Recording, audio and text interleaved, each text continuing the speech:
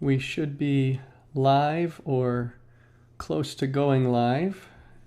Let me just see if this is going. Looks like we're good.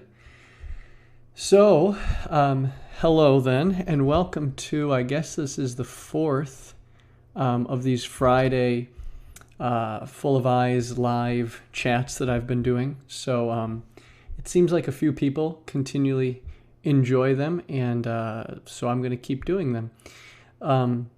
So this week I have been at the Bethlehem Conference for Pastors and Ministry Leaders in Minneapolis, Minnesota. So that's where I went to seminary, and it's always a joy to go back and to see professors and to see classmates who still live in the area. So it's good to see everybody. But specifically what I was doing there was exhibiting Full of Eyes and letting pastors and ministry leaders know that I was there. And Only Perfect when he comes. I'm glad you made it this week. I understand getting the time zones confused, so I know how that goes. But glad you're here, and I'm glad for the encouragement that you've given me a number of times about how you've used Full of Eyes materials with your kids. So I'm glad you could be here.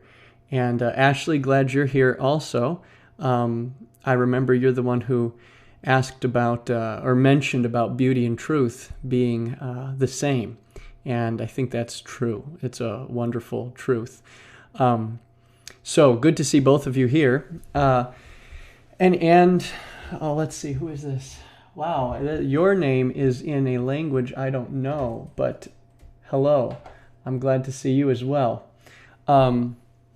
As I was saying, I was at the Bethlehem Conference for Pastors and Ministry Leaders, and got to share this ministry with a lot of people.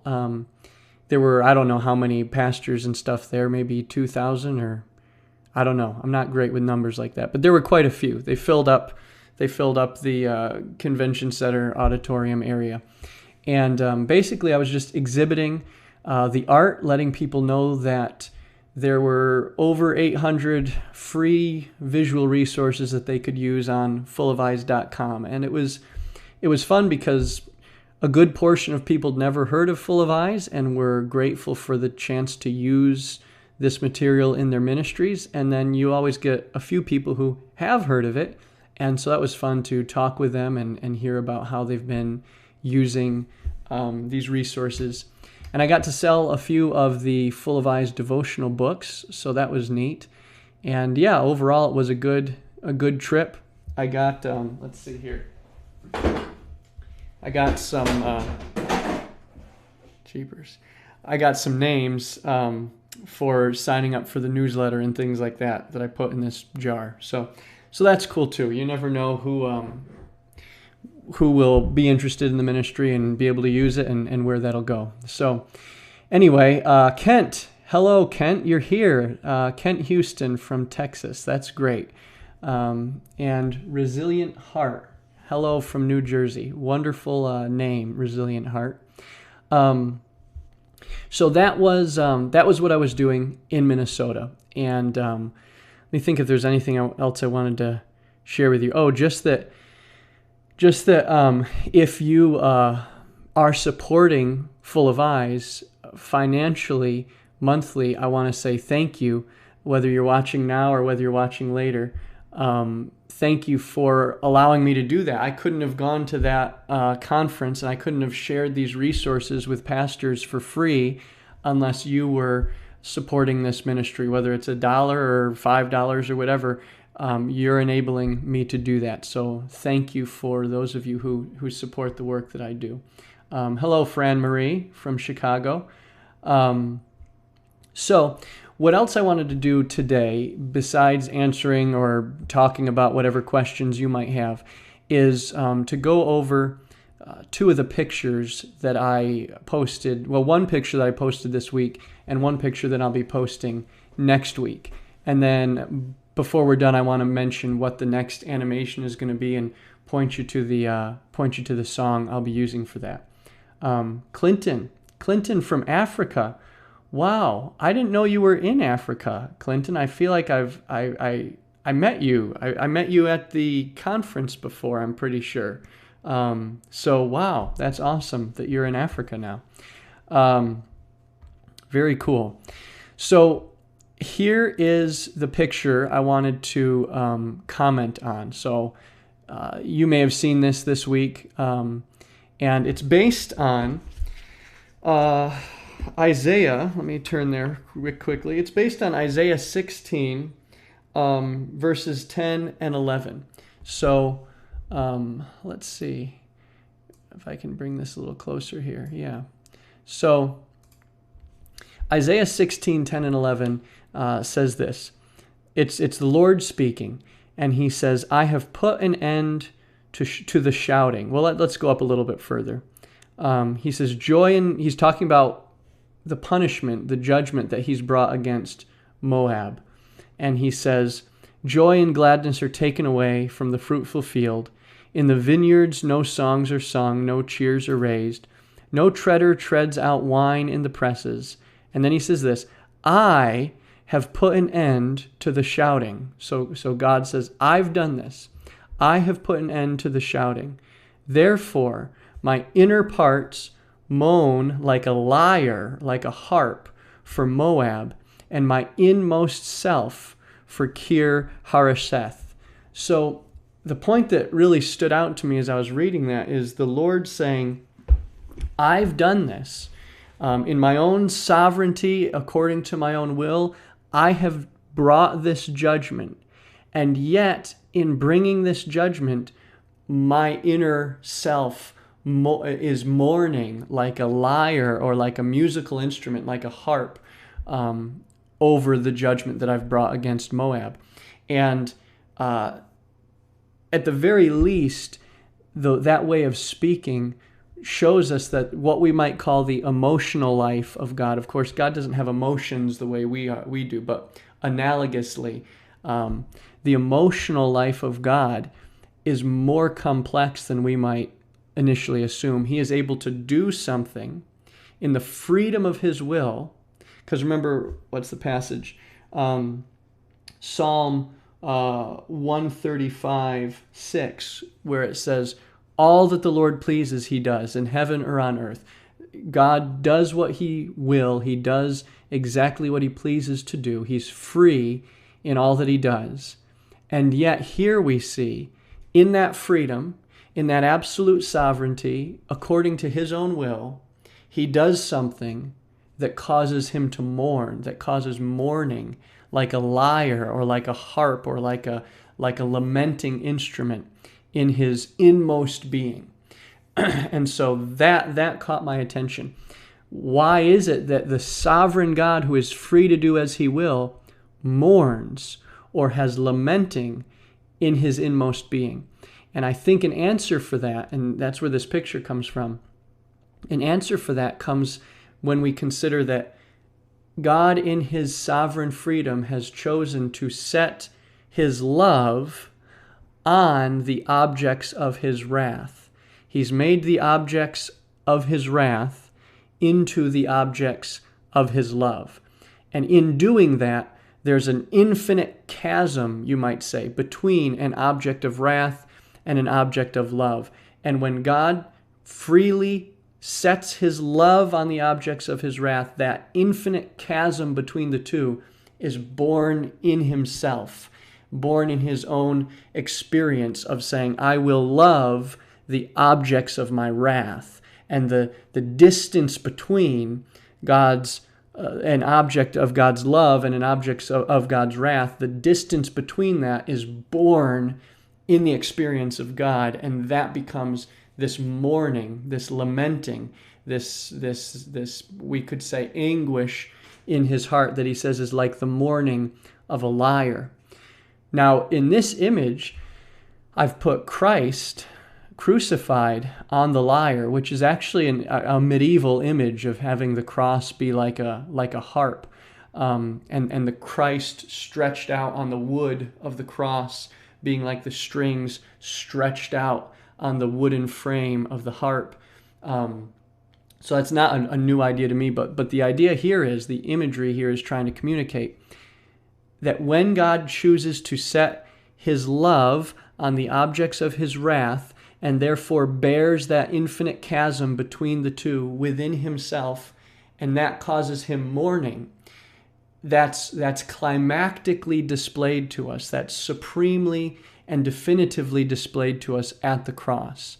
At the cross, we see the inmost self of God displayed to all creation, and we see the mourning of God, the pain of God, you could say, in choosing to put one hand on the objects of his wrath and say, I will span in myself, I will span in my own experience the infinite chasm between an object of love and an object of wrath. And in enduring that infinite chasm in myself, in enduring that agony, that mourning, that lamenting in myself, I'll bring them together and make the objects of my wrath into the objects of my love. And that's to the extent that there is mourning in God's heart, that's why it's there, because he's chosen to do this, because he is love. And we see that displayed, the fact that he is love, the endurance of that infinite chasm, the supremacy of God's mourning. We see that at the cross, at the lament of Calvary's lyre, Lyre is the idea. And yet that lament, that agony, is not finally tragic, because the final note of this song, the final note of the song played on Calvary's lyre, is played in the body. In fact, the body of the risen Christ is the final note. And so this is a song that ends in joy, so that if anyone would look to the cross and there would see the lament of God over them, the lament of God that says, I bear this agony in myself because I've set my love on you, though you're an object of my wrath. I've set my love on you, and that chasm between where you were born and where I will bring you, I've borne it in myself. Anyone who looks to Calvary and sees that will hear that lament of God's love for them, ultimately as a song of joy, ultimately as a song of celebration, because it's a song that ends with resurrection. It's a song that ends in the body of the risen Christ. And so that's kind of the idea here. And in this image, what you can see here is at the heart of Christ, at the center of Christ, is his bride, dead. So that's why there's this skeleton. Basically, that's representing spiritual death. And yet the skeleton has a halo, which means it is chosen, it's elect, it's been sanctified. The bride has been sanctified. And so because God has chosen to sanctify and to justify those who are dead in their sins, because he's chosen to do that, he has chosen to lament. He has chosen to bear this lament in himself. And the 5 strings are red, representing the 5 wounds of Christ, which play the melody of Calvary. And the triangle here, some people have said, well, why do you put a triangle back there? Isn't that evil? Well, no. Everything exists from Christ and for Christ. The triangle represents the Trinity. And so what I'm saying here is, when we see the love of God, the lament of God in Christ that bears the objects of wrath and the penalty of wrath in himself, so that those who deserve wrath may receive love or may receive life, when we see that, we're seeing the heart of the triune God. We're seeing the essence of the triune God. So that's what this image is conveying. And I put most of that in the write-up, but I wanted to give it explicitly here. So let me just look over and see if there's a few questions here. And then if not, I'm going to go to another picture that I haven't posted yet, one that I plan to post next week. And I'll explain a little bit of what's behind that. But let me just look here. A lot of hellos from Brazil, from the United Kingdom, from Italy. That's pretty wonderful. From Mom. That's great. My mom's watching too. Always special. Let me see here. So, Samuel Franca says, don't have more animations. I think, where are more animations? Well, Samuel, more animations are on their way. I'm working on them, but since it's just me here, it takes me a long time to do them. But there are more on their way, and I'm going to try to say something about that before we're done here. So I will let you know. Let's see here. Sharon, Jordan, I'm glad you're here.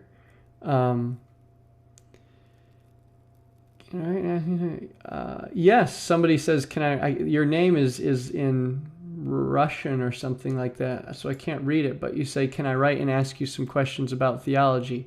I would love to try to answer whatever questions you might have.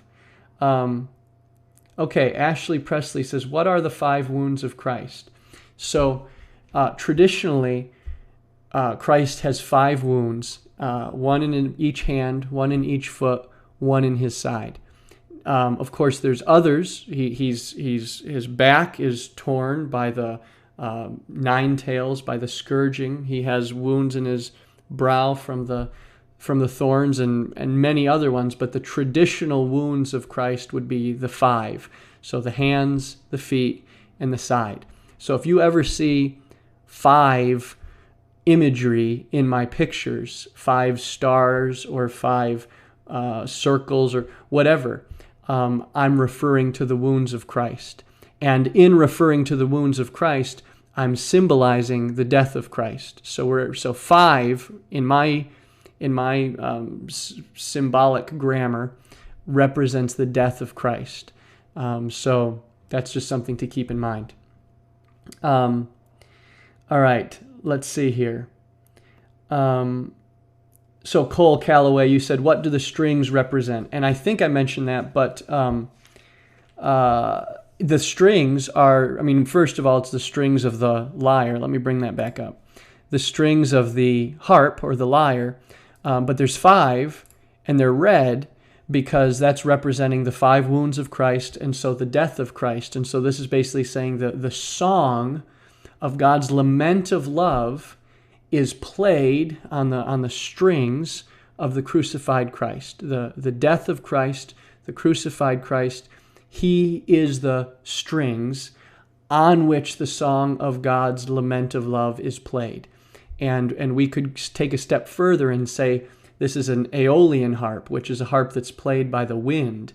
And in that case, the wind of the Spirit is the one who plays the song of God's lament on the strings of the crucified Christ on Calvary. So that's the imagery that I'm communicating there. Good question, Cole. Let's see here. Only perfect when he comes. You mentioned the picture that I uploaded on the 29th. Is that a question to talk about that picture? Let me see here. What was the picture I uploaded on the 29th? Let me go back and see if I can find it.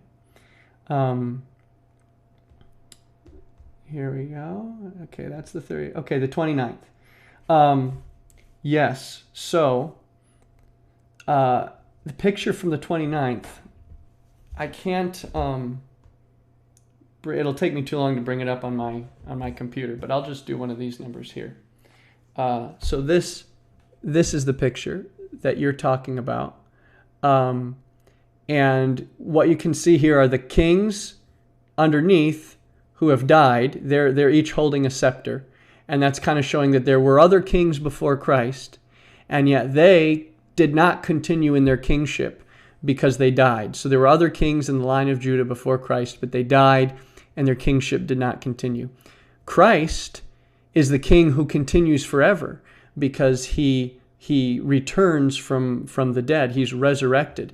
And you can see that his scepter, the scepter by which he rules, the scepter that defines power in his kingdom, is the scepter of the cross. And it's the scepter that has passed through his own hand. And so that's showing that the kingship of Christ is defined by the cross. It's a cruciform kingship. It's a kingship that is the kind of kingship you would expect the slaughtered and living lamb who reigns from the throne of God to carry out. And so the kingship of Christ is not a kingship of overwhelming power. It's not a kingship of force and will to power. It's a kingship of self-giving love and endurance unto death and victory through the suffering service and obedience of love. So that's what that image is getting at, more or less. Great question, though. Okay, Chris Tanault, met you this week in Minneapolis. Wonderful. That's really cool. Glad to see you again here. So only perfect when he comes. Yes, the scepters are from the dead human kings. That just clarifying that. Electrics, you ask, how many hours a day do you spend on animations and your YouTube channel? So I work at Full of Eyes from 9 a.m. to 6 p.m. Tuesday through Friday.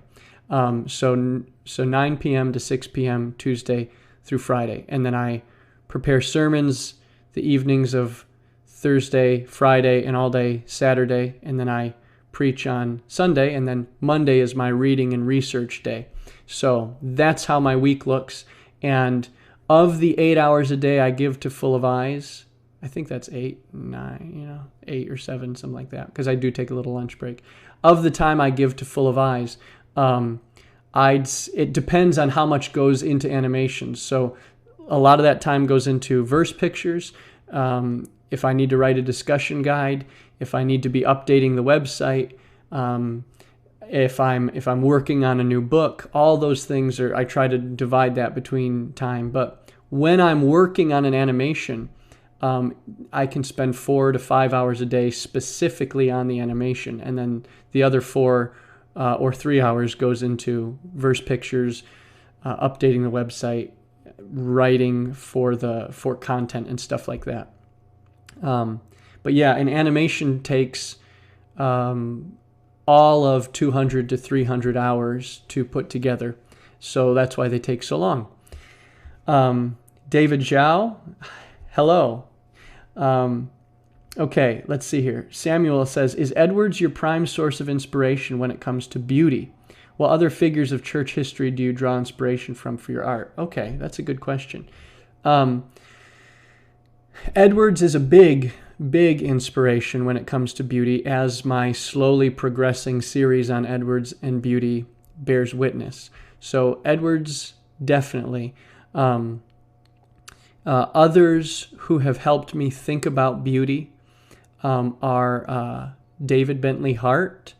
Not everything he says I agree with, and the way he says everything I don't agree with, but he has some wonderful things to say about beauty and the Trinity, especially in this book. I'm using it as a stand for my microphone, so I can't show you. But the beauty of the infinite, that's a good one. Sections of it are good. It takes forever to read because it's so incredibly dense. It's like 5 Cliff Bars stacked on top of each other. But that's a good one. Another person who's helped me think about beauty is Hans Urs von Balthasar. And I haven't read a lot of his stuff, but what I have read has been very helpful. And he has this whole series called Theological Aesthetics, and the first book in that is called The Glory of the Lord. And there's a lot in there that I have gleaned from other sources, and I'm trying to get it now from the fountain, as it were, from the source. And he's been helpful for me in thinking about beauty. Who else has been a service to me in thinking about beauty? Oh, of course, C.S. Lewis and Tolkien. I mean, they don't teach about beauty so much, but they create a world where what you breathe when you're in that world is beauty. And so those two have been my constant companions for the last decade or so. What figures from church history do I draw inspiration from for my art?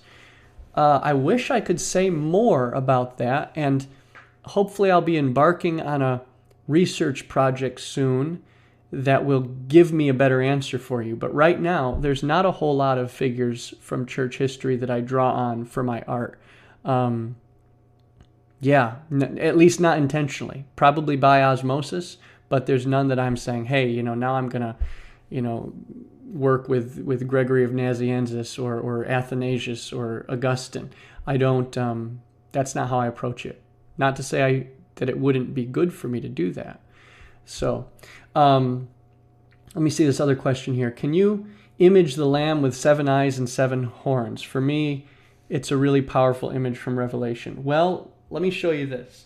This is a verse picture I'm working on for some time next week, or maybe the week after. It's in process, but so I'm working on precisely that picture.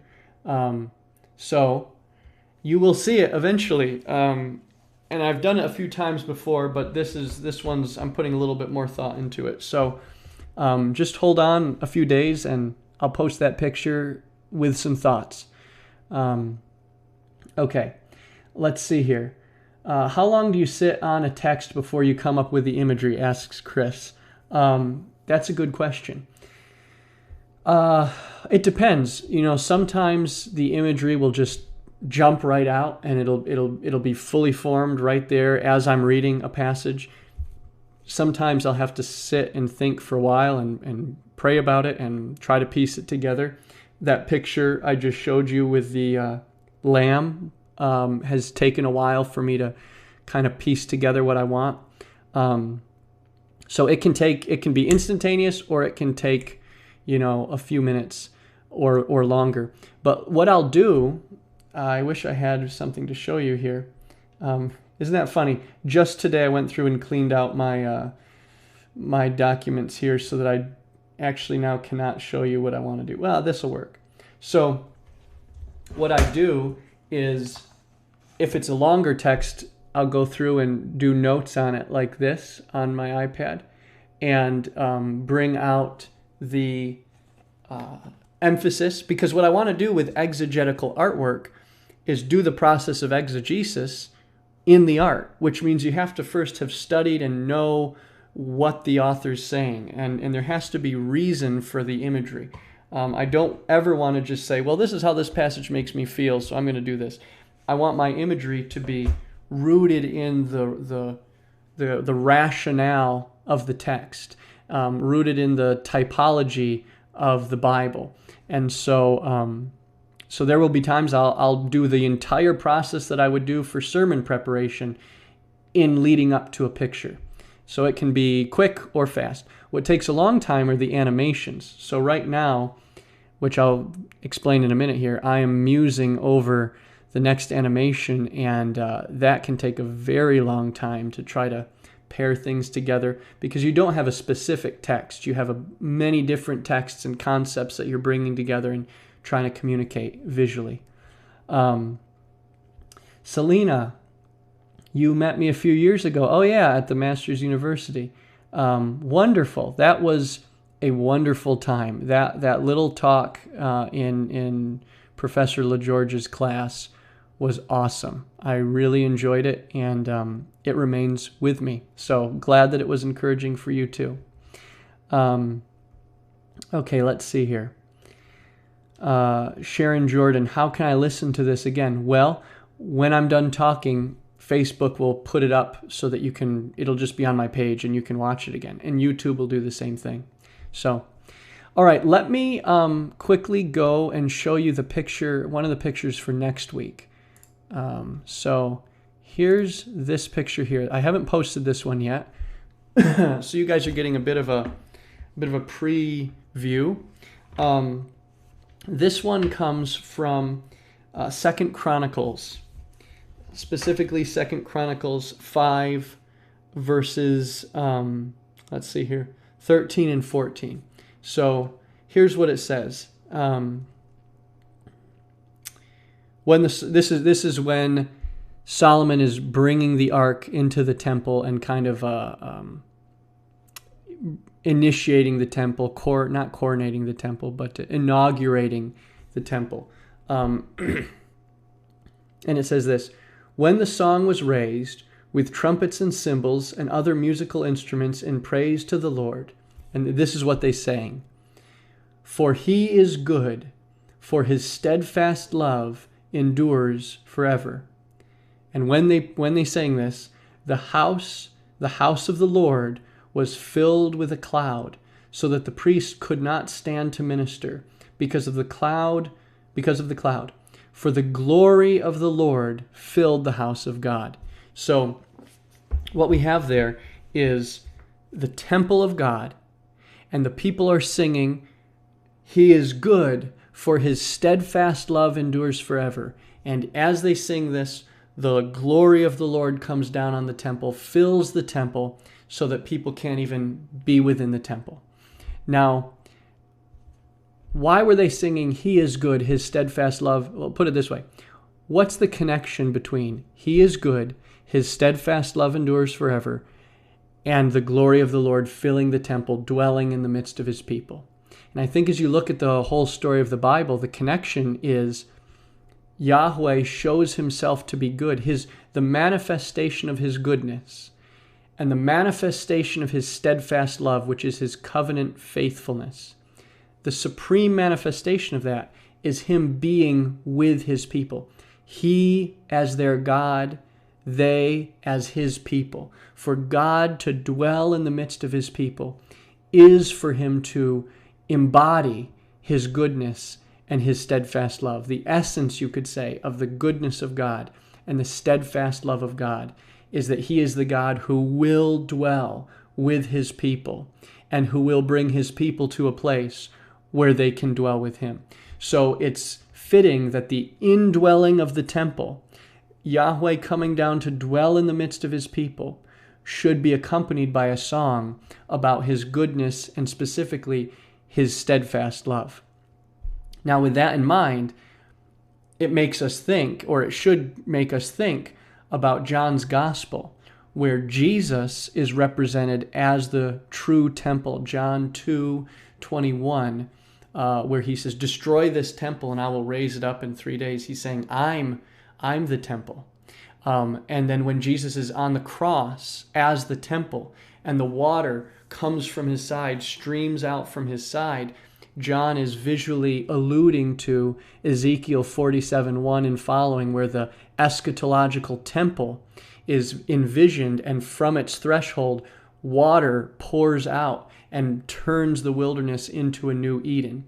And so Christ on the cross is John's vision, is John saying, here is the fulfillment of the eschatological temple. Here is the fulfillment of God's end time dwelling with his people. Here is the true temple from whose side pours out the living water that gives life to the dead land. Here's the true temple, the true Bethel, the true house of God, the true meeting place of heaven and earth, the true ladder set up between earth and heaven. Here is the fulfillment of all these images, the crucified Christ, viewed by the eyes of faith, viewed in light of the resurrection.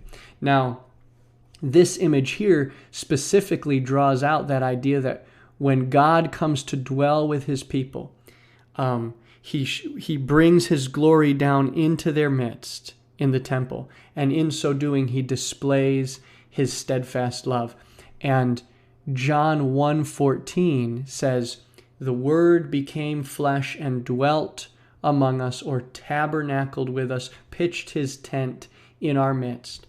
The Word became flesh and dwelt with us, and we have seen his glory, glory as of the only begotten from the Father, full of grace and truth. And grace and truth is John's gloss of the Old Testament phrase, steadfast love and faithfulness. So John is saying, we saw the steadfast love of God on full display when he came down, not into the temple of stone and of wood, but into the temple of bone and of flesh into the temple of the incarnate Christ, and we saw the glory of his steadfast love. And so this moment in 2 Chronicles where the glory of God fills the temple and he dwells in the midst of his people and he shows his steadfast love is an anticipation of the moment when the glory of God will come down into the temple of the man, Jesus Christ, come down into human flesh and take flesh to himself, filling that temple with his glory, displaying his glory to all the world. And it's a glory we see decisively, finally, perfectly, completely at the cross, where Christ is crucified. And from his side, that river of living water pours out, and we and all creation knows who Yahweh is, who God is, where the name of God resides. Christ is the house of the name of Yahweh, you could say. So that's this image, and I will be posting that probably next week with a written explanation, but I wanted to give you a little preview of it here.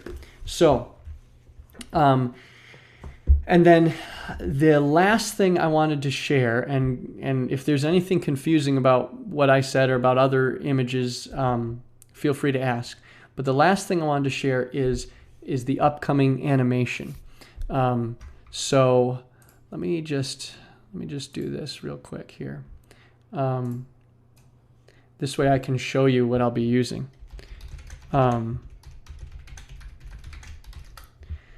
Okay. So I've wanted to do an Easter animation for a while. And I haven't, because I've been looking for the right song to use. You don't want to just force something like that. And so I've got the Good Friday animation, which is set to It Is Finished by Caitlin Schneerberger. And then we've got the Holy Saturday animation, which is set to Saturn by Sleeping at Last. But there's a hole for the Easter animation, the Resurrection Sunday animation, because I didn't have a song for that. So recently I stumbled upon this song by a Finnish composer named Peter Rowe, Where the Hills Are Green. And you can look it up if you want, Where the Hills Are Green by Peter Rowe.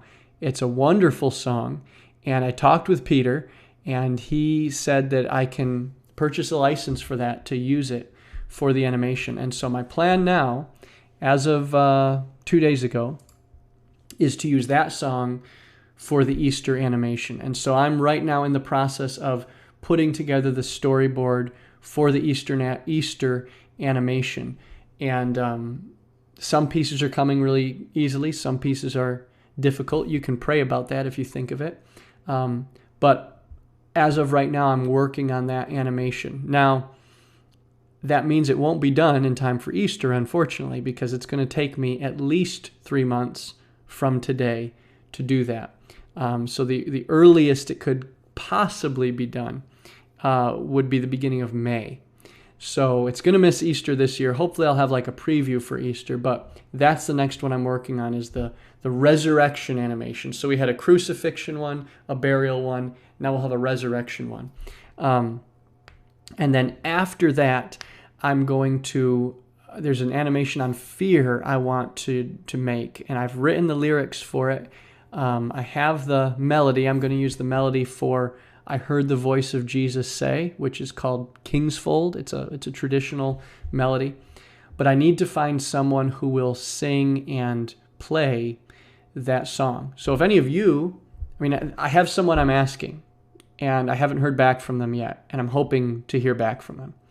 And then I have 2 other people to ask as well. So I have people in mind. But if any of you would want to say, hey, I could do something like that, I'd be open to hearing from you as well. So animation on Easter or the resurrection, animation on fear, and then the third one for this year, I'm hoping, will be an animation set to What Child Is This?, which is already put together. It's just it didn't get done in time for Christmas last year, so that'll be coming up at the end of this year. And then beginning of next year probably is an animation on suffering and the Christian life using a song by Fit for a King, which is a band that my wife introduced me to. I'm waiting to hear back from the people who own their license too. Tooth and Nail Records. If anyone from Tooth and Nail Records is watching, I'd love to hear back from you. So I need to get the license for that song, and then that'll be officially on the docket for what's coming up. So let me just see. It looks like 2 questions or so came in. I'm going to look at those quickly, and then we will probably be done for today. Okay, so Gary asked, what was the significance of the letters on the banner? So these are the Hebrew characters for the name of God, for Yahweh. Yod, He, Vav, He. And the reason I do that is, well, one, because the name of God is definitively made known at the cross of Christ in his death. That's why the banner is intertwined with his wounds, and it's red. The name is red. But also because if you read that account of the temple in 2 Chronicles, you will see the name mentioned so many times. The house for the name of the Lord, the house where the name of the Lord dwells, the house where the name of the Lord is placed. And so the name of the Lord specifically being his identity and his character. And so the temple is the place where the name or the identity or the character of God dwells in a unique way. And that's anticipating the true temple of the crucified and risen Christ, in whom the name, the identity, the character of God dwells definitively and perfectly. John 17:11, where Jesus says, Father, he says, keep them in your name, which you have given to me.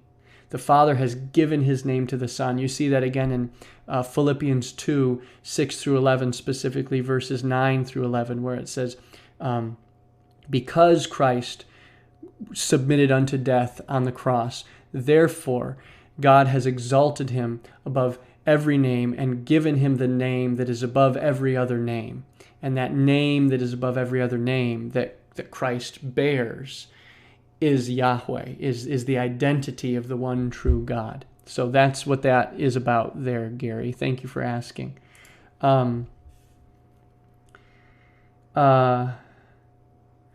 Okay, so only perfect when he comes.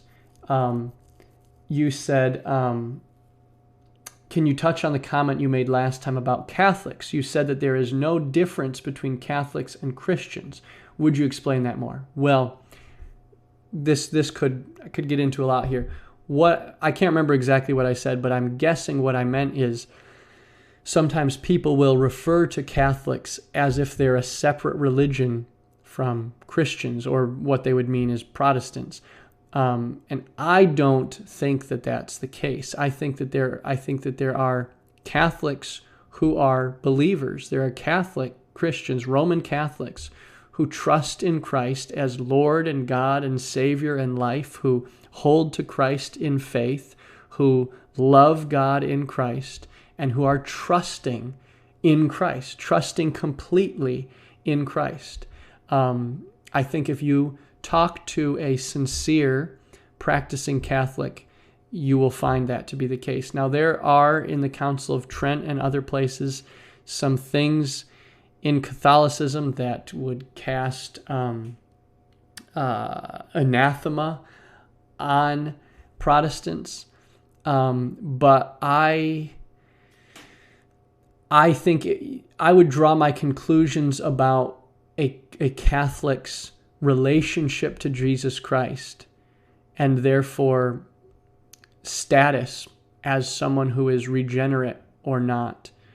I would draw conclusions about them on an individual basis by conversations with them, just like we can only draw conclusions about ourselves or other Protestants or evangelicals by individual basis, conversations with themselves. And I think if you have a conversation with a sincere practicing Catholic, you'll find that they love and trust and live in dependence upon and to the glory of the crucified and risen Jesus Christ. And for me, I'm ready to call that person a brother or a sister. So that's what I meant by that.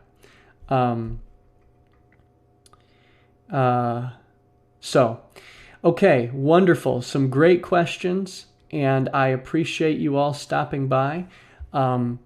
So I'm going to go ahead and call it for today. And let me just say, since I'm planning to do this each Friday, if you have questions during the week, go ahead and post those on Facebook or Instagram or whatever else, and I will address them on these Friday talks. So if you have questions this coming week about art that I post or about whatever, send those questions in and I'll try to get to them next time we do this. So a guy, I can't remember his name now, I think it was Chris somebody, asked me in my last video, why do you have a cane on your wall in the back? Well, I don't have it back there anymore. I brought it up here. So this is the walking stick that I used to have back there, and it has a telescope on the front of it, which is really cool. And my wife got me this for my birthday many years ago. And so it's just kind of a fun little thing that I have. So there's the answer to your question, Chris. I believe your name was Chris. Hold on. A final question from Megan Williams has just come in. Would you consider making a video in the future for deaf persons? They cannot hear the music, but visual explanation is exactly what is needed. I often use your videos with my deaf friends. So Megan, I don't know what it would look like to make an animation specifically for deaf people. Hopefully, since they're so visual, they already would serve the deaf community. But if you have ideas about how I could make them more accessible or more aimed at someone who's deaf, I would love to hear that, because I don't have anyone I know who struggles in that way. But if you could fill me in on how I could serve that community, I would be ready to do it. And so let me know any thoughts you might have, Megan, as we move into the future on that. So, okay, everybody, thank you very much for stopping by, and I will hope to see some of you again next week.